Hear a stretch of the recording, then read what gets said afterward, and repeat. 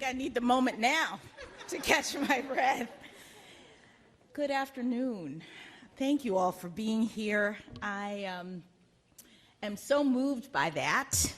I think they picked that song because it was one of my grandmother's favorites that I talked about in my book. And let me start, as I tend to do with these kinds of sessions, reading from a part of my book, which will give you some background and get us warmed up. This is from the preface, called A Sacred Trust. I had to keep reminding myself this moment was real. It was just before noon on the 30th day of June 2022, and I was standing in front of a plain wooden door that would soon open into the Grand West Conference Room of the Supreme Court of the United States. My family was already inside. My husband, Patrick, our daughters, Talia and Layla, and my parents, Johnny and Ellery Brown, were there among the family members and friends who had gathered to witness my historic swearing in. My heart was hammering so loudly that I wondered if the two black-robed men standing on either side of me, Chief Justice John G. Roberts Jr. and retiring Associate Justice Stephen G. Breyer, could hear it too. Only 2 hours before, they and the other 7 justices of the Supreme Court had issued their final decision of the 2021-22 term. Justice Breyer, a pragmatic consensus builder, was now stepping down from that august body, having been privileged to serve as one of his law clerks more than 2 decades before. I would be stepping up in his place. I drew a deep breath to steady myself as the door in front of us swung wide and a court officer stepped aside to allow our passage into the room.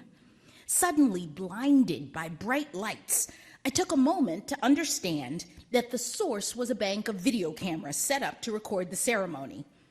As my eyes adjusted and I processed into the chamber behind the 2 justices, I felt heartened by the sight of my loved ones beaming at me from rows of chairs on the right side of the room. Chief Justice Roberts began by warmly welcoming those present. Then he turned toward me, now assuming a more ceremonial air. "Are you prepared to take the oath?" he asked, his tone more formal than it had been a minute before. "I am," I responded in a voice that sounded firmer than I felt. Patrick positioned himself between Chief Justice Roberts and me and held out a stack of 2 Bibles. "Please raise your right hand," the Chief Justice said, and I did so briskly, simultaneously resting my left palm on the pair of holy books. On top was our ancient Jackson family Bible, its brittle pages protected by the black leather binding that Patrick had had the foresight to get refurbished in 2013 when I'd been appointed to the U.S. District Court in Washington, D.C. I had sworn every oath since then on this cherished family Bible, just as I would now swear the constitutional oath to be administered by Chief Justice Roberts, followed by the judicial oath to be given to me by Associate Justice Breyer. Nominated by President Joe Biden 4 months earlier, I, the daughter of African-American parents who had come of age in the segregated South during the 1950s and 1960s, would become the 116th justice and the first black woman to sit on the Supreme Court in its 233-year history.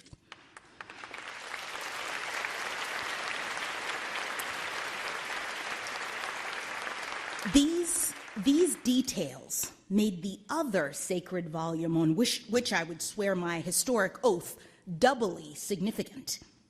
Tucked beneath our family's holy book was the Harlan Bible, donated to the court in 1906 by Associate Justice John Marshall Harlan. This tome had been used for the oath-taking by every Supreme Court appointee since then. Each new justice had also signed one of the book's flyleaves after being sworn in. When the court curator came to me in my temporary chambers later that afternoon and brought the Bible so that I could add my own signature to the venerated roll, I thought about the justices of Harlan's era who collectively decided in the Plessy versus Ferguson opinion that state laws mandating the separation of people by race did not violate the 14th Amendment of the Constitution so long as the separate facilities were equal. Harlan had been the sole dissenter in the notorious 1896 case. And now here I was, affixing my signature to his Bible in black fountain pen ink. Only one generation after my mother and father had experienced the spirit-crushing effects of racial segregation in housing, schooling, and transportation while growing up in Florida, their daughter was standing on the threshold of history, the embodiment of our ancestors' dreams, ascending to a position that Justice Harlan and his colleagues likely never imagined possible for someone like me. But if Justice Harlan and his contemporaries could not have pictured this moment, my family and I, and indeed most of America, were fully cognizant of the significance of my nomination and confirmation to our nation's highest court. In subsequent conversations with people from across the country, I learned that I had been carried on 1,000,000 prayers lifted up on my behalf since the day of my nomination. I also fielded an avalanche of invitations to speak or appear in person as excited well-wishers wanted to know my story in whatever form or fashion I might be willing to tell it. How was it, they wondered, that someone with such an unusual name and from such an unconventional background came to stand in such an unprecedented place, swearing an oath on 2 stacked Bibles that symbolized how far our nation had traveled? Mine has been an unlikely journey in many respects. And my book, my memoir, is about that journey. Thank you for your interest in my story, and I look forward to talking about it with you this afternoon.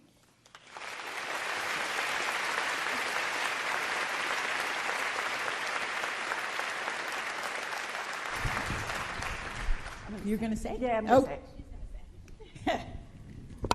So, the justice is going to stand in the front of the stage, and if you want to get a picture, you can take it.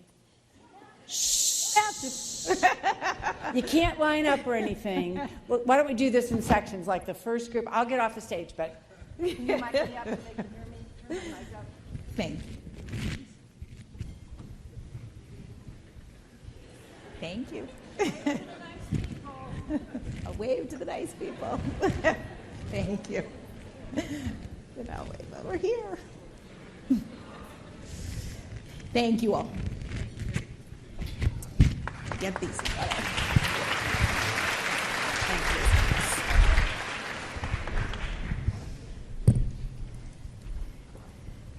you. Is this on? Oh, it is. I hear it now. Thank you. So worried you should have heard what I was saying at lunch. No, I'm just kidding. Good afternoon, everyone, and welcome to our most special and honored guest, United States Supreme Court Justice Ketanji Brown Jackson. Before we start, I need to acknowledge 2 very important women. First, Loranda Mays. She is Senior Judicial Assistant to Justice Jackson. And our,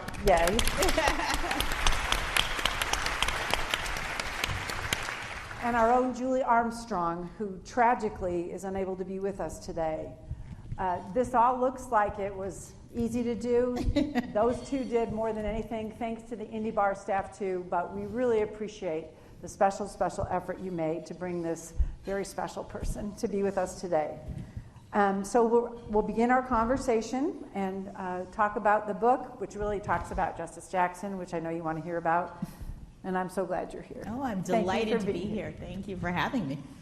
You said this memoir was written out of sheer gratitude, that no one arrives at the highest of heights on their own, and you also said that the vision precedes the passage. Can you tell us what you meant by this? Well, first of all, thank you very much for being here, showing interest in my story. I wrote those words at the near the beginning of the book because I wanted to explain to people why it was I wrote the book, which I started actually just after my confirmation. I had a little bit of time, and I felt so grateful for having gotten through that process. Some of you may have seen it.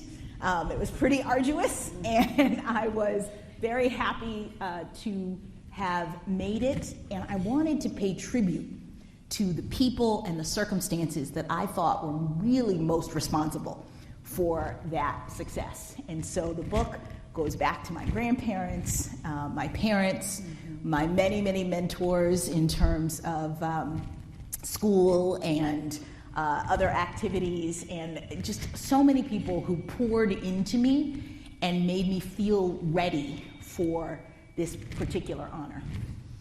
The timing of your birth, which is September 14th, 1970. That is She's a Virgo. I am. And being born to your remarkable parents, Ellery and Johnny Brown, was fortuitous. Can you tell us about that time and your parents that set you on the path to the United States Supreme Court? Yes, ma'am. So 1970 cannot be understated in terms of its significance, or overstated in terms of its significance to my future and my ultimate success. 1970 was within 4 to 5 years of the Civil Rights Act and the Voting Rights Act and the end of Jim Crow segregation. My parents had grown up in Florida under segregation, having their life opportunities restricted, and when they graduated from college in 1968, they moved to Washington, D.C., as many, many African Americans did. I met so many people who were born in Washington, D.C. in the late 1960s because this was where their help came from in terms of the changes in the laws. And so I'm born in 1970 in Washington, D.C., and my parents thought, this is our shot. This is our shot to do everything that we didn't get a chance to do. So our daughter's going to be in the swimming lessons if there's swimming lessons. She's going to do the piano lessons if there's piano lessons. I remember I was, 7 years old, standing on a stage reciting a poem where my mom made me memorize. So it was a time of enormous excitement and opportunity, particularly for African Americans. And what my parents did is they were public school teachers at the time, and they were very intentional about teaching me that I could do anything I wanted, because they really believed that. Here we are now at the dawn of a new era, and our daughter can be anyone, and they made me believe that. And I think it's a mindset, more than anything, that really is the key to success. We're glad they did, for sure. You titled your book Lovely One, which is a translation of your given name, Ketanji Anyika. Can you share more about the origin of your name and the fabulous work of your Aunt Carolyn? Well, part of this is sort of part of the story that I was telling. My parents had gone to historically black colleges, which was typical of the time for sure, and very proud graduates of their schools. And they decided that in training and teaching their daughter to be proud of herself, they were going to give me an African name. My aunt, who had also graduated from Tuskegee University, which is where my mother graduated from, had gone to Africa, and she was in the Peace Corps in Africa. And my mother asked her to send African names. And so she sent a list, and my mother picked Ketanji Anyika, which we were told translates to Lovely One. Good name. Good name. Apt name for a good person. And your family, your aunts, your uncles, your grandparents are so important to your development. And for what you just said, teaching you that you can do whatever you wanted to do. But that was despite their own circumstances and some of the hardships they endured. So could you tell us about how your grandparents, as you described it, pushed against the boundaries the country imposed on them to put your parents and eventually you several paces ahead of where they were? Well, my grandparents on both sides of my family were from Georgia. And my maternal grandparents, who I talk mostly about in the book, were raised as young people, born in the early 1900s, at a time that was really significantly restricted for African Americans. My grandmother, neither of them actually ever really graduated from formal school, but they moved to Miami in the 1930s because at that time, late 1939, 1940, Miami, even though it was racially segregated, was making investments in the black part of town. They created, some of you might know the movie Moonlight. Have you heard of this movie? Mm-hmm. The projects that are featured there were actually first developed in the early 1940s, mid-1940s, called Liberty City. And my mother was raised, part of her upbringing, in those projects, but it was a new development at the time for African Americans, and my grandparents moved there to take advantage of that. They never really got the opportunities to go to school, to finish schooling. My grandfather, at one point, he had been a chauffeur for white families in Georgia, and when they moved to Florida, he became a driver for a beer company. And at one point, he got fed up with how he was being treated, and he started his own landscaping business. He was always good at gardening, and he would take in the local boys and his own sons. He had 3 sons to help with the business. And his hard work, really hard work, meant that they could afford ultimately to send all 5 of their children, including my mother, to school. And my parents, my uncles and aunts and my mother were first-generation college students because my grandparents worked for that and knew how important education was. And so that's what I mean when I say that even wherever you are in life, you have to think about future generations and work hard to make opportunities for them. That's right. And mentors were important to you. Yes. Could you tell that Justice Jackson had a background in speech and public speaking? In high school, and one of her mentors was her teacher, Fran Berger. Fran Berger, who is fantastic. For those of you who are, I don't know if there are really any high school students left out here, but speech and debate was an extraordinary extracurricular activity for me in high school. Not the least of which was the fact that I got to meet this woman who was larger than life in so many ways, just extraordinarily kind and gracious, but also could get whatever she wanted. And she focused on me in particular, mentoring me. She saw something in me, and she taught me how to reason, how to write. My primary activity was original oratory. So speech and debate is a suite of different activities involving, we call it forensics overall, but it involves both the debate teams and also the speakers. And I was on the speech part of it, and my main activity was original oratory, where you have to draft your own 10-minute speech, you memorize it, and then you present it competitively. And one of the things that it helped with was just getting over the fear of public speaking, which lots of people have and is normal to have, but if you want to be something like a litigator, it's helpful to be able to stand up and talk to people. And so I also got writing experience from that opportunity, learning how to write a speech. Being a speech writer is also somebody, if you're thinking about a job that can help you in litigation in the long run, writing speeches is really critical because you hear the words, you understand how it sounds, and so it helped me in writing, in public speaking. It was just extraordinary, and Fran Berger was a hoot. I spent 2 whole chapters in my book talking about her because she was so fun. Our daughter Jill Stinson is here, and she's with her friend Emma Strinsky, and they were both on speech in grade school. And Jill did original oratory. So, nice. Yeah. Just taking a minute here as mom. Okay. So, but it was speech and debate that got you to that fancy school in the East known as Harvard. Yes, which I didn't know anything about, I will tell you. But you were captivated by your experience. Tell us about that. I was. So, I grew up in Miami, Florida. I had hardly traveled north. But part of the privilege of being on the debate team, if you're in a team that's very active, you travel.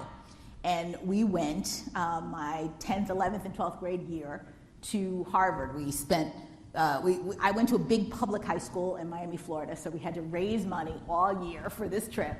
But we went in February to Cambridge, Massachusetts, and we were from Miami, so that was a thing. But I remember going, this seems like a nice school. You know, you go and you see all the postings on the bulletin board and the students walking around, and even though it was freezing, I thought, maybe I'll apply here. Actually, it was my reach school. Not, you know, I actually wanted to go to Georgetown because I had summered at a speech and debate camp. I'd done a couple of summers in Washington, D.C. at Georgetown, but I said, I'll put Harvard on the list, you know. And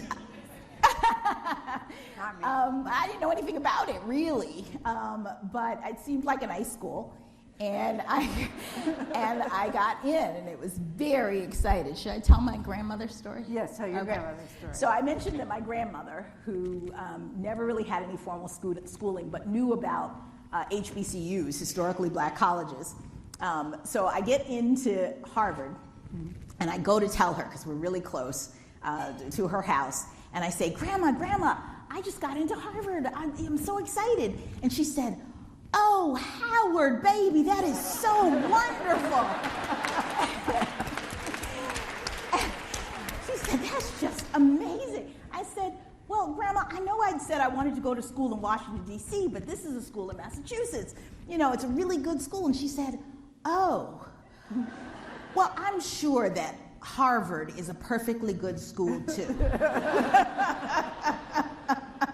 Judge Walton Pratt graduated from Harvard, or Howard Law. Howard Law. Yes, Yeah. exactly. So to take away here, everybody, if your kids are little, put them in speech and debate. Yeah, right? So you talked about your time at Harvard, that it wasn't easy at first. It was not. And you were homesick. And you missed your grandma in particular. But a chance encounter walking home through Harvard Yard happened. Tell us about that. So, you know, again, I was from Florida. It was cold in Cambridge. As was mentioned, my birthday was in September. And I remember I was a few days away from my birthday. At the beginning, you know, it's exciting. You're in this new school. You're meeting people. We're about 2 weeks in. My birthday is September 14th. And I just got so homesick. I was going to be turning 21, and I didn't really know anybody. No one knew it was my birthday. I missed my family. It was the first time I would ever spend a birthday without my big extended family. And I remember sitting on the steps of Widener Library, which is the big library in the yard at Harvard, like bawling. It's like a couple days before my birthday. What am I doing here? And I was walking through the yard, main part of campus, and I guess I had that look like someone who was feeling very out of place. And a black woman I didn't know was crossing me, passing me on the path, and she leaned over and she said, persevere, persevere.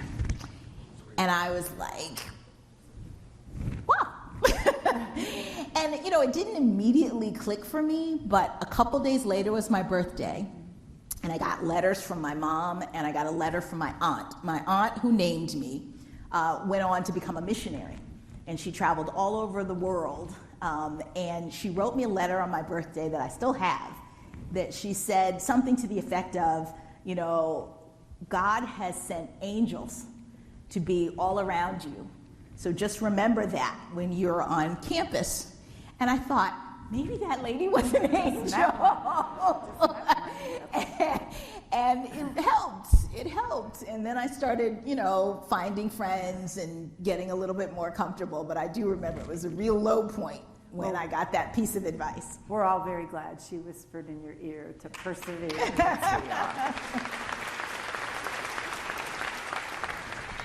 But you were, even though you were at the fancy school Harvard, you were not a stranger, or you did not, racism was not a strange experience. In fact, someone put a Confederate flag in their window while you were there. And that was a real tumultuous time on campus. Can you talk about that?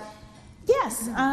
So, you have a lot of different memories from school, from college. One of the most significant ones that I had was perhaps, I think it might have been either my sophomore or my junior year. My roommates and I was living with 5 other black women, and we were part of the Black Students Association and very active on campus.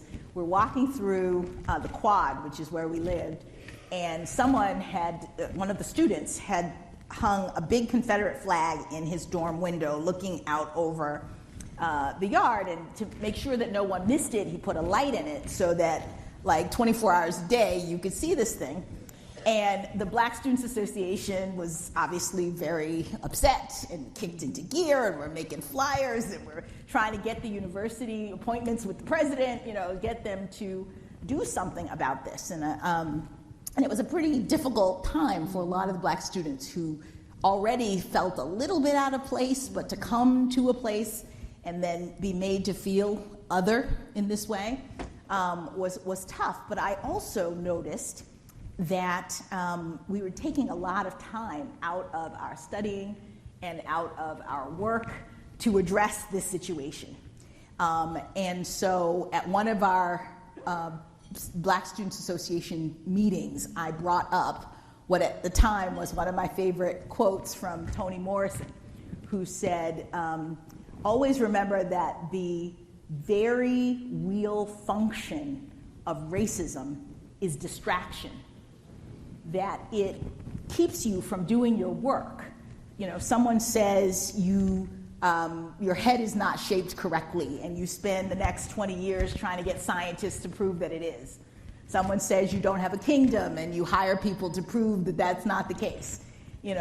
Stay focused. Mm-hmm. And I mentioned this and talked with a lot of my friends, and we really tried to make sure that we weren't impeding our ability to do the work, which was exactly what the person who had put the flag would want for us to do. So it was a big kind of turning point in the way that I view my purpose, which is to stay as focused as I can on the work that I was called to do. I think we all could learn that lesson.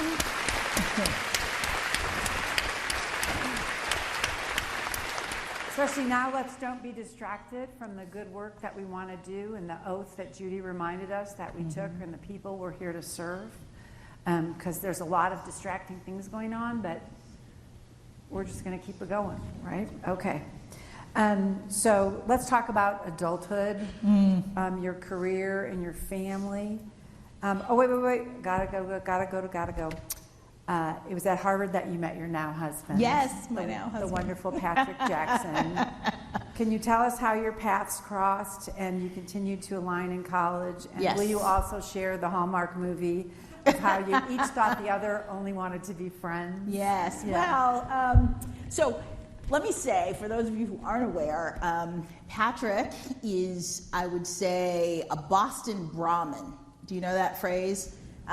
This is... he and his family have been in the Boston area since before the Mayflower. He is 7th generation Harvard, and is like a totally different world. But we met in a class at Harvard called The Changing Concept of Race in America. He was a sociology major, and he wanted to learn all about people, and he was in this class, and he would sit behind me and tap on my shoulder and put his keys on my earrings and do all kinds of silly things. And at first I thought, oh, this guy is silly, but then I thought, he's kind of cute, Yeah. And what I noticed was that we were in this class, let's say it was Monday, Wednesday, Friday, and he would be very chatty with me. And then on Tuesday and Thursday in our government class, I would look down the row and I would wave and I'd try to talk to him, and he would pretend like he didn't know who I was. He wasn't responsive at all, like half the time. So I said to my roommates, what is going on with this guy? It's so hot and cold. And they said, leave him alone, he's crazy. And I said, no, I'm gonna confront him on one of the friendly days. So I said to him, this is about 2 weeks into our knowing each other, I said, why don't you speak to me in our government class? And he said, I'm not taking a government class. And I said, yes, you are. I see you in this class. And he says, oh, you must be talking about my identical twin brother. Because he has an identical twin brother, and I did not know this. So that was a little something.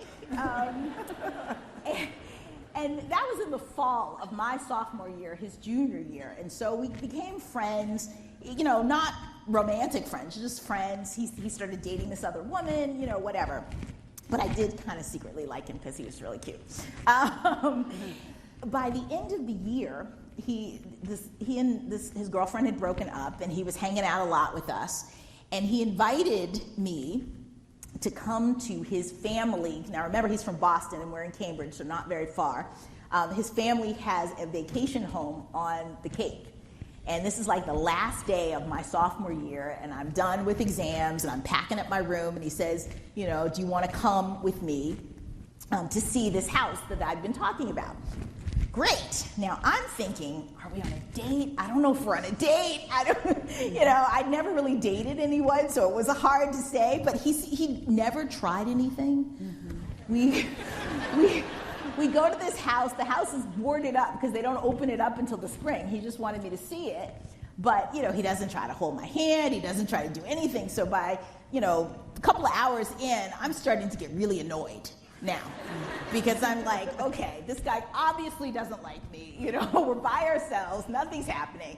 So why am I here?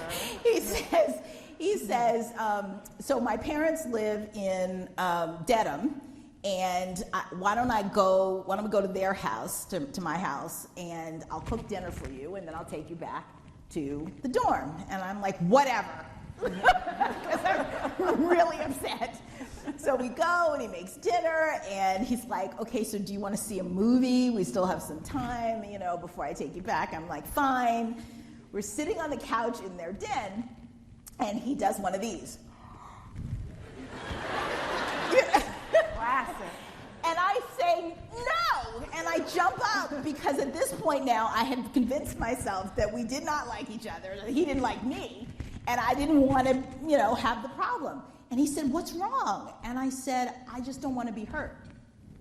I said, I just don't want to be hurt. All the women went, oh. And he said, Ketanji, I will never hurt you. I love you. And I was like, what? And we dated from that point on for 7.5 years, and we've been married for 28 years.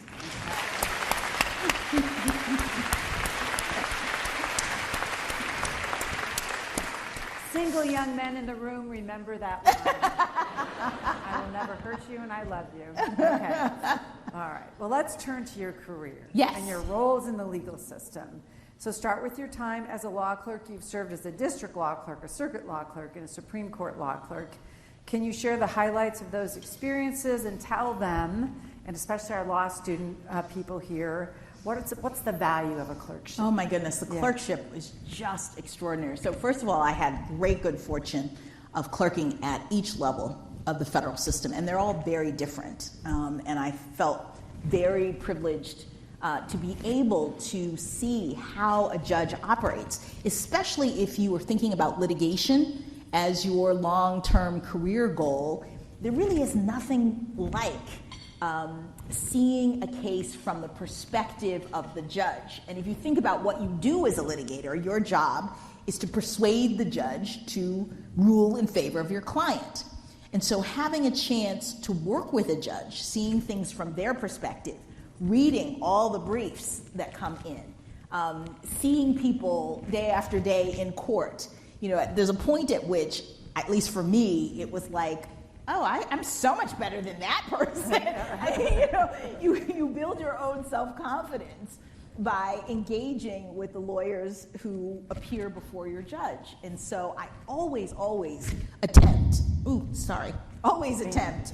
to encourage law students to apply to clerkships. It can be any clerkship, it can be any judge. Just get the experience of having worked for them. And also you develop a mentor-mentee relationship that will be there for you professionally throughout your career, also extremely significant.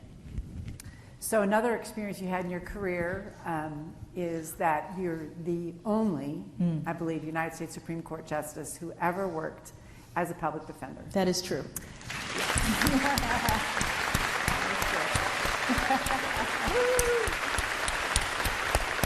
Thank you.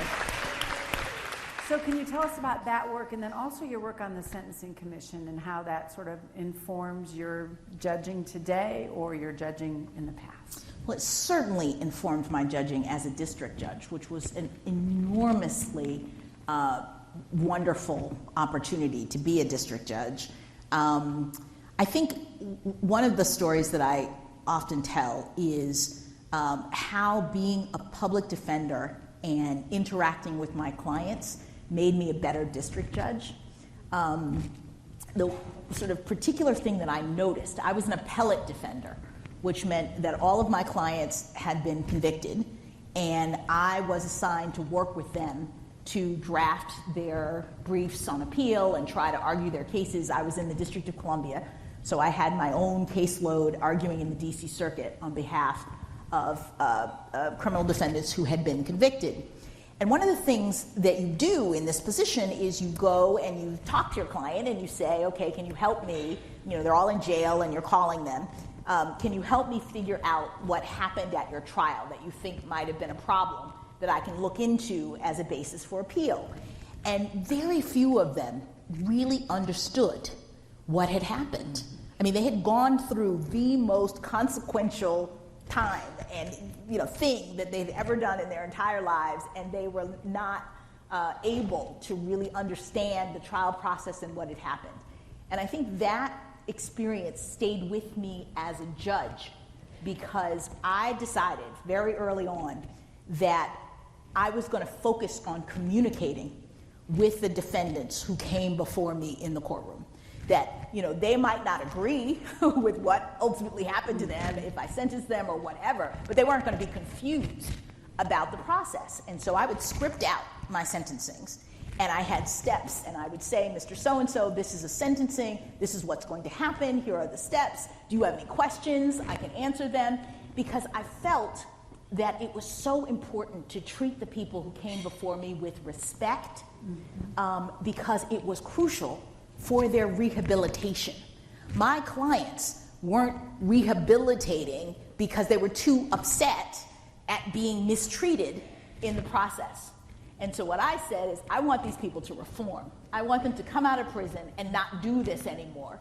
And in order to be able to facilitate that, I've got to show them that the process was fair, that they were heard, and that even though this is not the result that they wanted, right, they are suffering the consequences of their decisions to engage in criminal behavior. I would say that in my script. I'm sentencing you because you have to face the consequences of your decision to engage in criminal behavior. So it made me a much better district judge, I think. I think it makes me a better appellate judge, because I have seen the real impact on people, on their families. When you're representing people as a defender, you are engaging with them in a way that you don't when you're at the Supreme Court.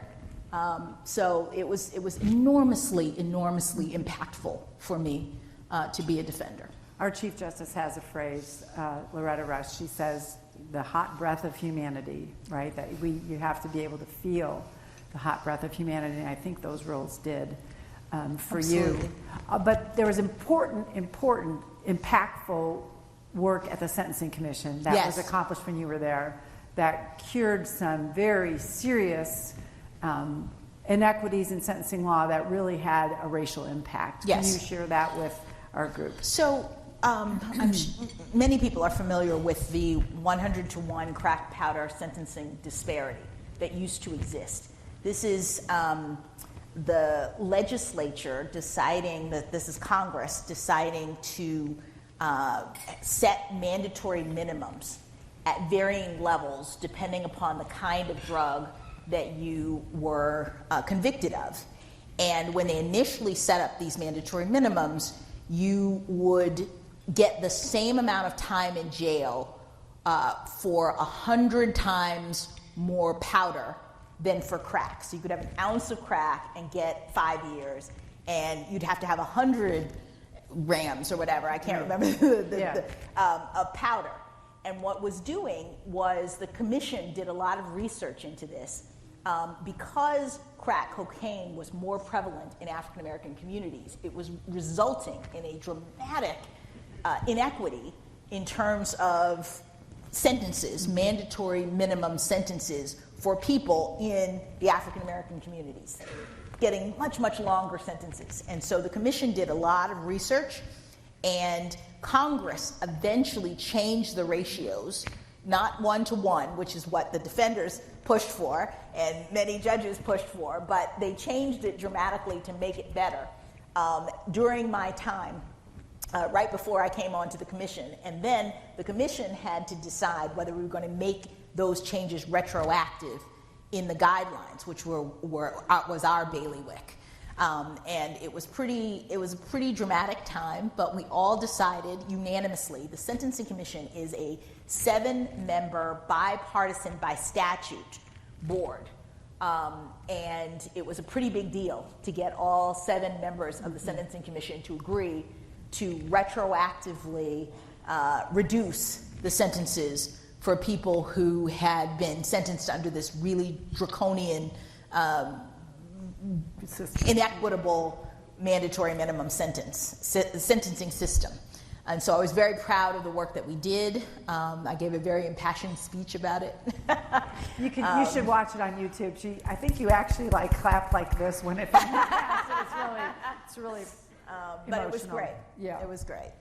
You also worked for the Neighborhood Defender Service of Harlem. Yes. And you saw there. You said the way law can hurt or help people. Yes. Can you describe ways that you've tried to use law to help people? Oh my goodness. Well, the law can certainly help people in many different ways, locally, in your community. If there are inequities, there are lots of good lawyers, defenders, people who are trying to ensure that the government does what it's supposed to do in respecting people's rights. The Neighborhood Defender Service of Harlem, which I would also recommend to law students, if there are law students out there, I went and worked for them for a summer. This is in Harlem. It's a program of the Vera Institute of Justice. And it was really new when I first started, but I interned before I became a lawyer. And I was from Miami, Florida, a totally different dynamic than Harlem in the city. And I just learned so much about how the law works from interacting with real people in that position. So law school students, there are lots of opportunities to try to really understand the law, and I would encourage you to do something like that. And if I could make an unpaid commercial announcement, on our court, you can also volunteer to represent a prisoner who has litigation and needs to go to trial. So we have some volunteers. I don't know if they're here. Ms. Burpo and Mr. Hughes, if you're here, raise your hand. But thank you for your trial on Tuesday. And at the end of it, even though he lost, the prisoner plaintiff said, "Thank you for the forum, Judge." Yes. So that's a great way that you can help human beings. But let's switch back real quick to Patrick, because I know a lot of the people here, and I know that a lot of people here are parents. Yes. And 2-job parents. And you and Patrick have navigated those challenges. Can you share with us that experience or your advice? Patrick is a surgeon. And as you heard from my story, we met in college, and he was going to medical school, and I was going to law school. And so we both knew that we had pretty demanding careers ahead of us. And we decided early on that because our careers were important to us, we were going to essentially take turns in terms of the parts of our career that we could manage, to the extent we could manage it. So when he went through his residency, for example, he was a surgical resident, which is a 5-year program after 4 years in medical school. he was a resident at the Mass General, which is a very, very demanding program. At that point, we had an infant, and even though I knew I probably would not end up at a law firm, I took a law firm position, and I was pretty unhappy. But it was sort of my opportunity to kind of care for our family, both, make some money so that we could actually survive, while he was pressing forward very vehemently, very aggressively with preparing for his career. Before we had our daughter, when I was clerking on the Supreme Court, he took a year off of his residency program, making it 6 years, and moved down to DC to support me while I was clerking, because you can barely find food or do anything during that time. So he did research at Georgetown while I was on the Supreme Court, and we sort of did that back and forth. When we look back, it wasn't really conscious, it wasn't a plan, but when we look back over our careers, we were both able to make it as far as we were because we throttled forward and back in support of our partner. That's great. More great advice, everybody. Okay. So following your nomination and confirmation to the DC District Court, can you share one of my favorite quotes from the book? It's Justice Jackson quoting someone else about when your children are adolescents. Oh. Yeah. It's a great quote. So when your children are younger, your job is to be their CEO. You are organizing everything.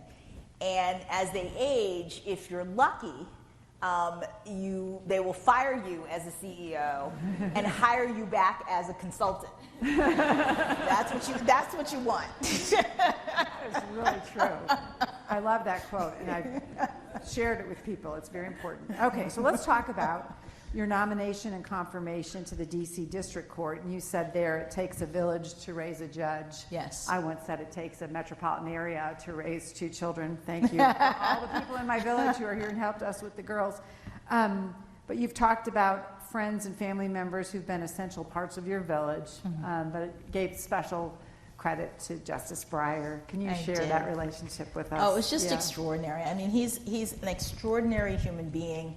He's a brilliant jurist, and one who really focuses on collegiality and compromise and trying to bring the justices together in ways that have been very significant. And of course, he has a way of looking at the Constitution in particular that I think has been very significant for me as I develop my own thoughts about it. And he's still around, so I'm lucky. He comes floating through, coming by my office. I actually have the benefit of being in his old chambers. So when he retired, I'm back in the same offices I was 20 years ago as his law clerk, which is really lovely, and he's great. That's awesome. Many people in your life believe that you would be on the Supreme Court one day. Even your 11-year-old daughter, Layla, wrote a letter to President Obama in 2016. She did. Encouraging him to nominate you to fill Justice Scalia's vacancy after he had passed. Can you describe how you felt when you learned about the letter? Oh my gosh! Well, this is actually probably one of my favorite stories. It could be the best in the book. So many of you remember when Justice Scalia died, and it was pretty out of nowhere for a lot of people. My daughter was in middle school at the time, and I had been a district judge for about 3 years. And she comes home one day, this might have been 2 weeks after Justice Scalia passed, and she said, "Mom, you heard Justice Scalia died, right?" Yes, I heard. She said, "So my friends and I were talking, and we know that you're a judge, so we think that you should apply for that position." And I said, "Sweetie, that's very sweet, but being a Supreme Court justice is not the kind of thing that you apply for. You just have to be doing your job. You're a good judge, and the president hears about you, and then he nominates you." And she said, oh, well, if the president has to hear about you, I'm going to write him a letter and tell him who you are. So she goes off. She's like 11 years old. She goes off, and I was very amused by this. Yes. But she comes back with an actual letter that she's written, and it was just so amazing that she, first of all, would endorse me. I mean, you know, she's 11. I'm like not the mom that's making the homemade cookies at the cookie sale. So I just felt so pleased and grateful that she even knew what I was doing. But really, the big emotion was that I was raising a young woman who wasn't afraid to speak her mind, even to the President of the United States. And I thought I must be doing something right. Like mother, like daughter, right? Okay. So speaking of 11-year-olds, when you were 11 years old, you decided you wanted to be a judge. I did. Modeling yourself after Judge Constance Baker Motley. Could you share a little bit about Judge Motley with the group if people don't know and what she meant to you? So Judge Motley was the first African-American woman appointed to the federal bench in the mid-1960s. And she had been a civil rights litigator on Justice Thurgood Marshall's team in his group, going through the South, arguing cases in small places and large places. She also, she was one of the architects of the Brown versus the Board litigation. She was also a Supreme Court litigator. She argued something like 10 cases in the United States. She was the first black woman to argue in the Supreme Court. She argued 10 cases in the Supreme Court, and she won 9 of them. She was brilliant. She was born on my birthday. We were birthday twins. And this was the thing that was so mind-blowing for me. I learned by looking at one of the magazines my parents had around about September birthdays, and then I looked, and here was this woman who was born 49 years to the day before I was. And because of the times in which she lived, she didn't have the opportunity to serve on the Supreme Court. So it made me feel very, first of all, very grateful to do what I'm doing now. But back when I was 11 and I thought, oh, I could be a judge. I didn't say earlier that my father, who was a public school teacher when I was born, went back to law school when I was 3 years old. And some of my earliest memories are of sitting at the kitchen table, and he has his law books, and I have my coloring books, and we're working together. So I'd always thought I wanted to be a lawyer. I didn't know what else you're supposed to do. We lived on the campus of the law school. So I'd always thought I wanted to be a lawyer, but then when I learned about Judge Motley, I thought I could be a judge. And then I learned about Justice O'Connor. And I thought, well, maybe here's the first woman on the Supreme Court. Now women can be on the Supreme Court. And I just, those role models were pivotal for me, I think, from that early age, thinking that this might be something I wanted to do. So much so that for my Harvard application, I wrote, I was in speech and debate, and I was also doing a lot of acting as a part of speech and debate as well. And for my Harvard application, I wrote that you really have to accept me because I have a dream of being the first black woman Supreme Court justice to appear on a Broadway stage.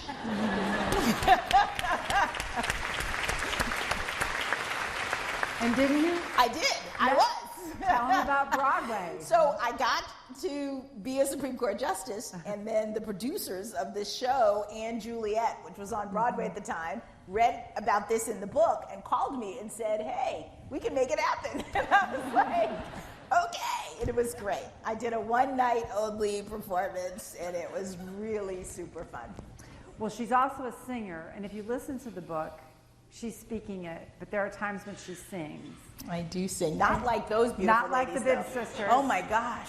But she did sing His Eyes on the Sparrow, and that's why that was the selection for today. did. Yeah. So it's a pretty daunting task to write somebody's memoir. When I try to journal, I feel like I'm writing my 6th grade diary, so I quickly stop. But But it's really demanding if you've just been named to the United States Supreme Court. So tell us, why did you write this book? What led you to write it at this moment in time? Well, I mentioned that I wrote it out of gratitude, and I had a fabulous collaborator. There are authors who specialize in memoirs. They are memoirists. And so I was able to find a woman who I was very compatible with, who interviewed me and all of my family members. My parents are still with us, and so that was very helpful. And all my friends, and she actually did the first draft, but it took us about 2 years to write this book together. Yeah. It's a wonderful book. You'll love it if you haven't read it, and you'll love reading it again if you have. What were your expectations arriving to the Supreme Court? How were they met or not met? How are they changing? How did you adapt to the reality of that role? Well, I was fortunate to have been a Supreme Court law clerk, so I was familiar with the building. Institution doesn't change that much, so I knew the general contours. But of course, there's nothing like being a justice. For those of you who've never been to the Supreme Court, I encourage you to go. When I do these kinds of talks, I always say to people, please come to the court. It's a government institution. It's a public building. You should know how your government works. We live in a democracy. And so I asked people to come, but I'm sitting up on the bench and looking out for the first time was pretty extraordinary. I think I didn't realize how formal the court really is. I kind of thought maybe when the justices go into conference, they let their hair down a little bit, No. No. That's a hard no. We speak in order, seniority order. We vote in seniority order. We shake each other's hands every time in a ritual that we do before going out to the bench, or if we're just having a conference day before conference, every time. And so it's kind of interesting and neat, but it's quite a formal institution. Yeah. Was that what you expected? I don't think I expected it that. Okay. I mean, certainly I got a glimpse of that from the clerkship, but I'm talking about what we do behind closed doors when no one is there. So yeah, that was very interesting. I've noticed some unexpected to me Gorsuch-Jackson pairings this term. Any comment? No comment. Okay. I knew. No, I mean, you end up aligning with different justices at different times because the cases vary. And sometimes you'll find someone who you wouldn't ordinarily be aligned with, who thinks about this issue in the same way that you do. And I think this was last term most significantly, that there were articles written about it, which I got a kick out of. All the speculation. The current makeup of the court means that you are sometimes in the minority. Sometimes. How do you decide when you're going to issue a dissent? I dissent, well, first of all, just in terms of the sheer mechanics. There are 9 justices on the court, and when we do our conference vote, we know within a few days of the oral argument how the court has voted in a case. And sometimes it'll take months for us to get the opinion out, but we know internally. And the most senior, the justice with the most seniority on the majority side and on the minority side is responsible for making the assignments. So, in a case that we have a lot of unanimity, actually, in a lot of our cases, but in a split decision, let's say it's a 6-3 decision with, me, Justice Sotomayor, and Justice Kagan in the minority. Justice Sotomayor will decide who's going to write the dissent, the principal dissent. Sometimes she will assign one to me. It just depends on the way in which the cases are breaking down. But then there are some times when, even after the principal dissent is written, I have a slightly different perspective or a different take on something, or this is an issue of particular importance to me for whatever reason. where I will say, forgive me, Justice Sotomayor, but I need to write on this case. And it's because I feel like I might have something to offer and something to add, and I'm not afraid to use my voice.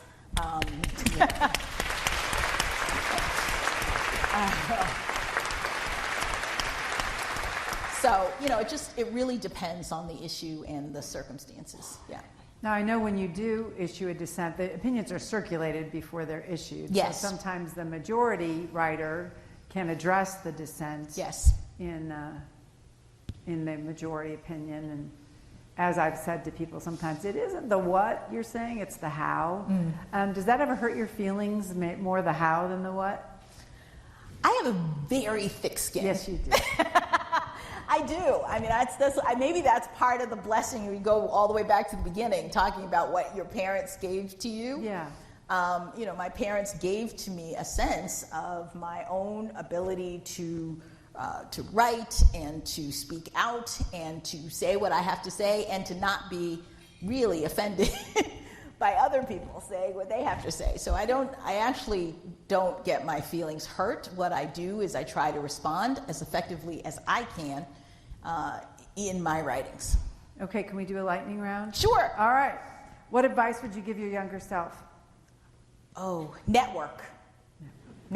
I was kind of shy. I'm actually an introvert. I'm learning.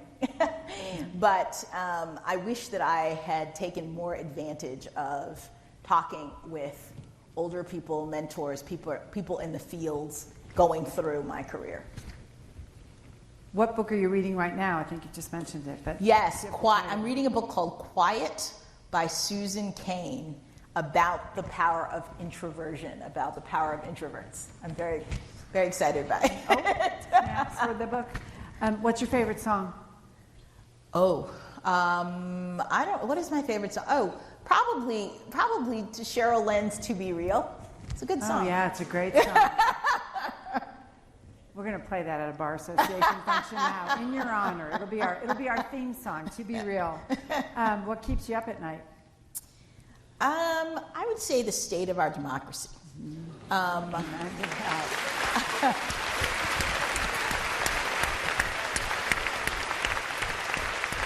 I would say that I am really very interested in getting people to focus and to invest and to pay attention to what is happening in our country and in our government.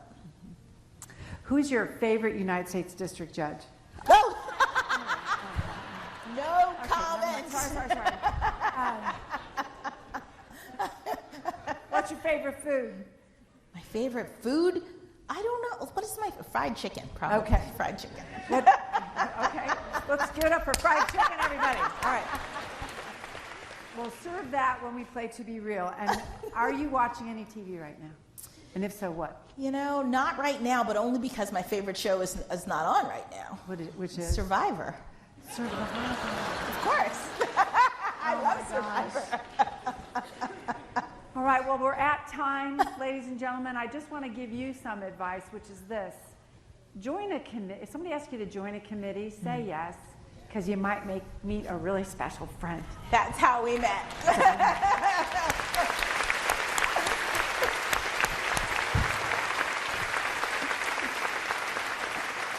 So on behalf of the Indy Bar, the Asian Pacific Bar Association of Indiana, the Marion County Bar Association, and Indy Bar's Hispanic Lawyers Division and Lambda Committee, we offer you our heartfelt thanks for making the trip to our city and for sharing your story and for giving many of us hope in these turbulent times. Thank you.